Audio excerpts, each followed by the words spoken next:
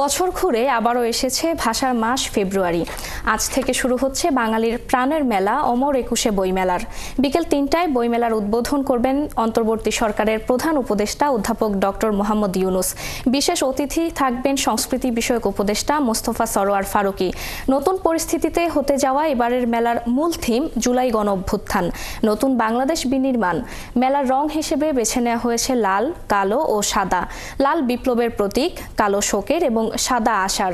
এবারের বইমেলা স্টল আর প্রতিষ্ঠানের সংখ্যা বেড়েছে আকার। ৭০৮টি প্রকাশনা প্রতিষ্ঠানকে ১,০৮৪ ইউনিট বরাদ্দ দেওয়া হয়েছে।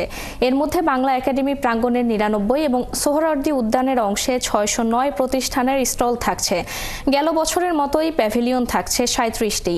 এছাড়া টিএসসি, দোয়েল চত্বর, এমআরটি, বেসিং প্লান্ট এবং ইঞ্জিনিয়ারিং ইনস্টিটিউশন অংশে ৪টি প্রবেশ ও বের হওয়ার পথ থাকবে মেলায়।